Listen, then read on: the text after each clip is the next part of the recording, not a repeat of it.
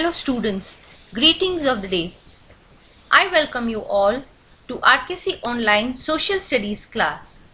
I am Mrs. Usha Vasani, your Social Studies teacher for Form 5. Today we are going to study chapter number 11, How to Conserve Our Environment. This is part 4 of the same chapter.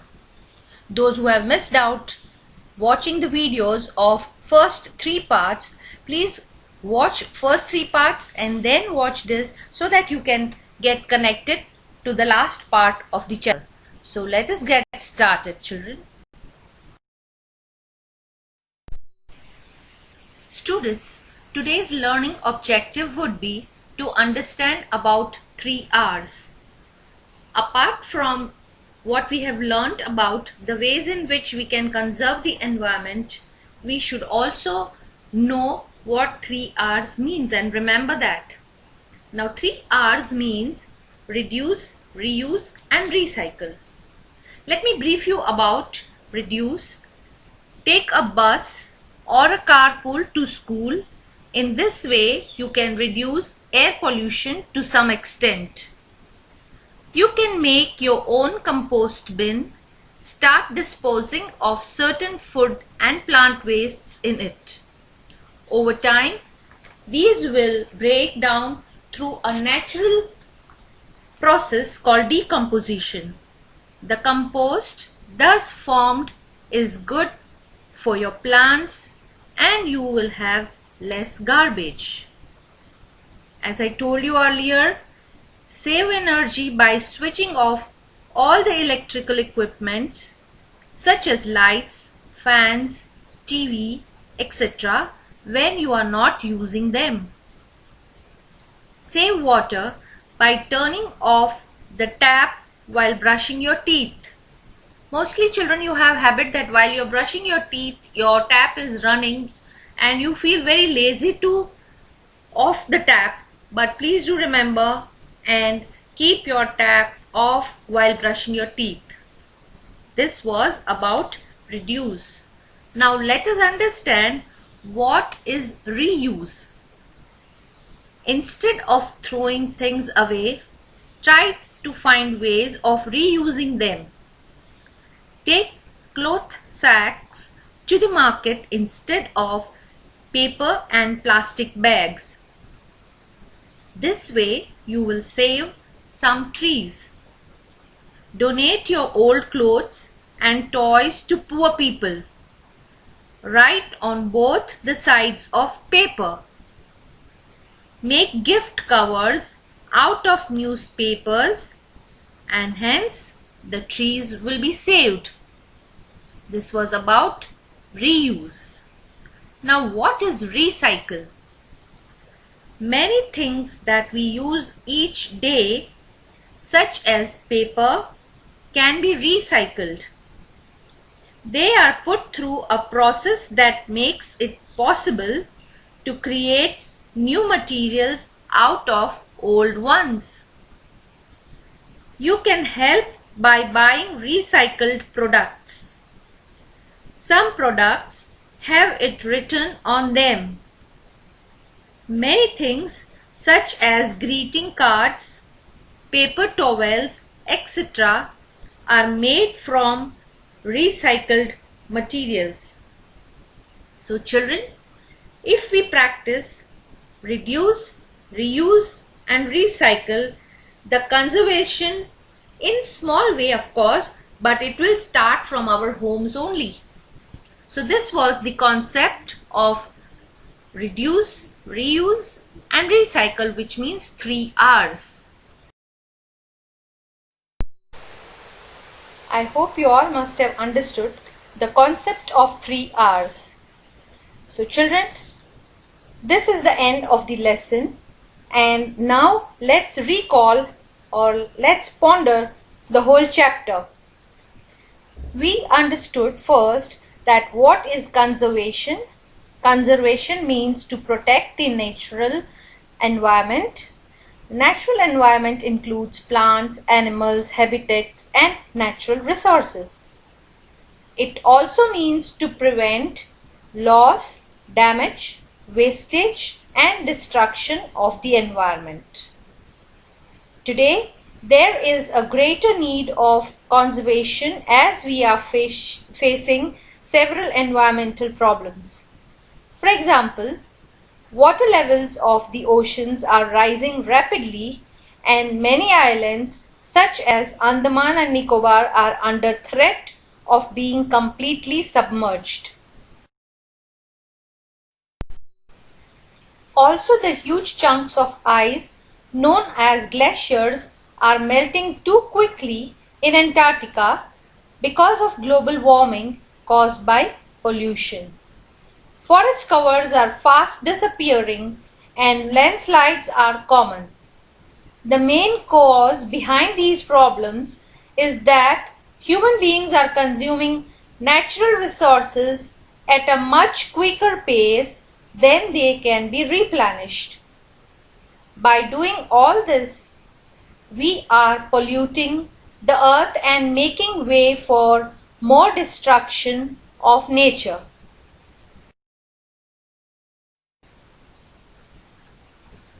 What is global warming? Global warming has become perhaps the most complicated issues facing world nowadays. Global warming is observed and projected increase in average temperature of the Earth's atmosphere and oceans.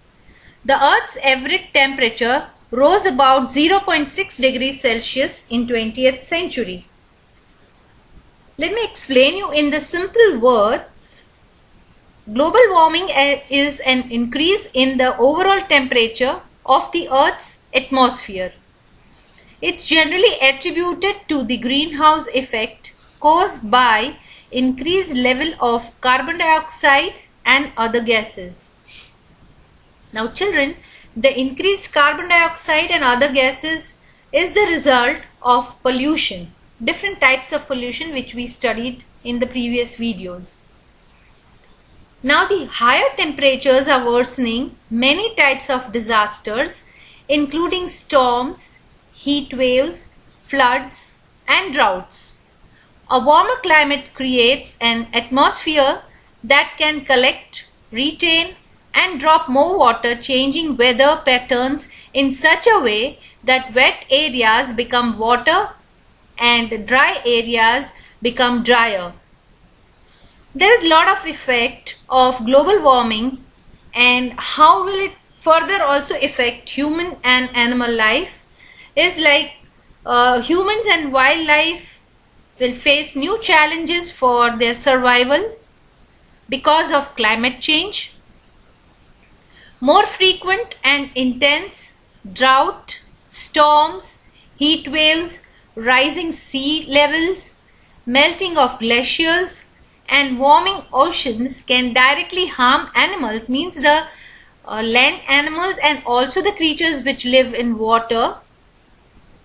Means warming of ocean directly will harm them, destroy the places they live and wreak havoc on people's livelihoods and communities. So there are lot of changes going to take place if we do not be aware regarding global warming. Students, I hope you all must have understood the concept of global warming.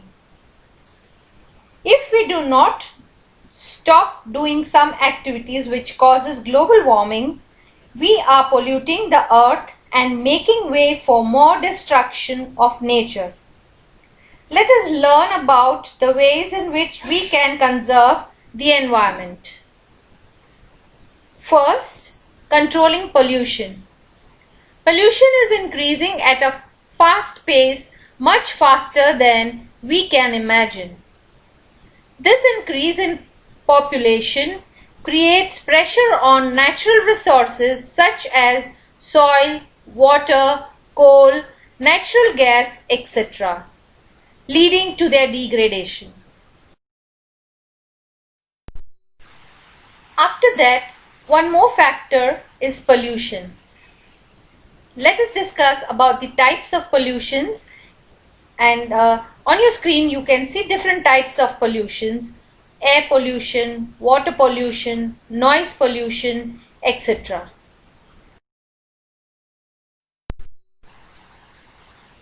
One of the chief sources of soil pollution is the dumping of wastes into it.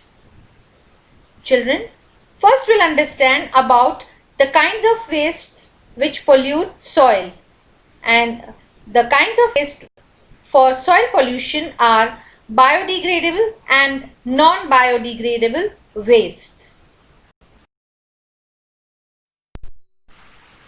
What is the difference between biodegradable and non-biodegradable waste? Let us revise once again. Biodegradable wastes are the substances that can be broken by bacteria and other microorganisms into the products that will not harm the environment. And non-biodegradable wastes are the ones that cause harm to the environment because they cannot be broken down into non-harmful substances. So this is the difference between biodegradable and non-biodegradable wastes. Let us understand these wastes with the help of an example. Biodegradable wastes result from usage of products that come from plants and animals. These wastes can be food, paper, and manure. Non-biodegradable wastes are plastics and glass. While biodegradable wastes do not cause pollution, non-biodegradable pollutants do. Plastics should be disposed carefully so that they do not clog or choke drains, do not become food for animals as they may choke and die, and should not be thrown into the sea as they can kill sea creatures also. Let us talk about air pollution. Smoke from factories and vehicles that burn fossil fuels pollute the air we breathe and cause illness, brain damage, and death. These harmful emissions may sometimes lead to acid rain is the rain that contains harmful chemicals such as nitric and sulfuric acids. It is therefore better to reduce our dependence on fossil fuels and explore some other sources of energies such as wind, water, and sun. Children, if you remember, I had explained you about acid rain. Acid rain happens because when there is volcanic eruption, the gases which are emitted out of that volcanic eruption, that is full of harmful gases, and because of that the clouds which are formed and then the rain which we receive is called acid rain, which causes damage to plants and water, soil, every part of environment. Let us revise about noise pollution. Noise pollution causes many people to develop hearing problems. Pollution caused by honking alarms and sirens can make a person deaf. Most of the industries use big machines which are capable of producing large amount of noise. The pollution of noise can also happen with some of the social events which keep their mics on a very high volume. Noise pollution can be created with the sound of vehicle, that is transportation, construction activities, household chores where unnecessary noise is made, catering and nightlife. All these activities can cause noise pollution. Students, we revised about various types of pollution, by what means they are caused. Now let us discuss some of the factors which reduce the pollution.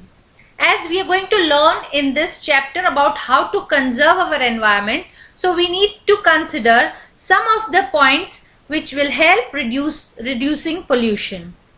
Pollution is one of the issues of major concerns which needs to be controlled. Further on, we will study about some of the ways by which pollution can be reduced. Riding a bike or walking instead of driving, taking a bus or a carpooling, turning off the lights and appliances when they are not in use, not honking in a non-honking zone, and not honking unnecessarily in a traffic jam. Avoid excess of chemical fertilizers. Promote biofertilizers to increase agricultural yield without harmful effect to the environment. Protecting plants and animals is of utmost importance. Random cutting of trees or deforestation leads to various problems such as global warming, reduction in rainfall, earthquakes, floods, and animals becoming homeless. Children, in my previous video, I had shown you the video on deforestation. So to counter this, we must protect our wildlife sanctuaries and national parks and also plant as many trees as we can. Planting new trees is called afforestation. So let us understand and revise what is afforestation and its importance. As I told you, to counter the problem of protecting plants, we must take up afforestation, that is planting of trees. Even in schools, it is taken as a project, and even our school, the senior students go every year and plant some trees at the outskirts of the city. So that is also one of the projects taken up by the schools, and children are inculcated with a habit or with a ideology of planting trees. So that is afforestation. Children, let us discuss some of the advantages of afforestation. The conversion of semi-arid lands into forests makes them more sustainable and prevents soil erosion. Afforestation prevents excess flooding, means controls floods. It reduces the level of carbon dioxide in our environment. Children, I hope you all know the process of inhaling and exhaling processes happening in trees. Trees give out oxygen and inhale carbon dioxide, and that is how it helps in reducing the level of carbon dioxide in our environment. Through afforestation, we can add more forest density to the world.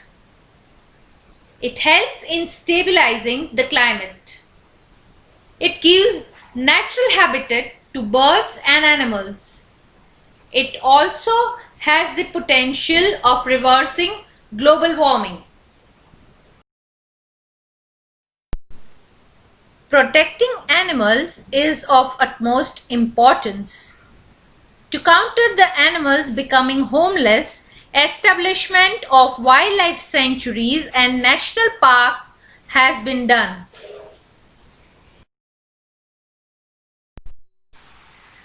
Today we find many animals, wild animals, dwindling in number.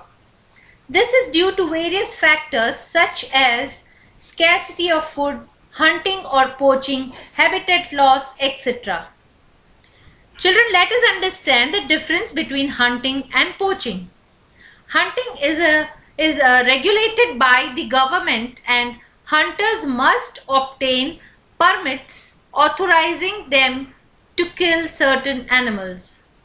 That is, they kill the animal with the permission from the government people, that is from the forest officers, so that if any animal is suffering from any disease or any kind of problem, they are killed so that they can get rid of their pain. Whereas poaching is hunting without legal permission from whoever controls the land. This is the major difference between hunting and poaching. In addition to this, many species of animals are slowly becoming endangered and are reducing in number or becoming extinct. The cheetah became extinct in India in 1950s. Many other animals and birds are on the brink of extinction, such as great one-horned rhinoceros, Nilgiri tahr, Bengal tigers, Asiatic lions, black buck, lion-tailed macaque, snow leopard, vultures, etc.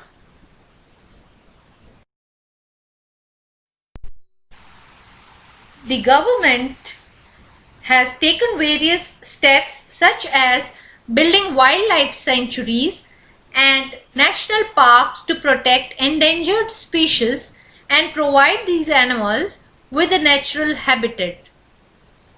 Governments of many countries have passed laws against poaching, as has India, but more needs to be done to safeguard these animals. National parks and wildlife sanctuaries are protected areas declared by government with the primary objective to preserve wildlife, save flora and fauna, and restore the natural ecological balance. Children, these are the efforts taken by government to conserve our wildlife. There are 103 national parks and 544 wildlife sanctuaries in India. Let us know few of them.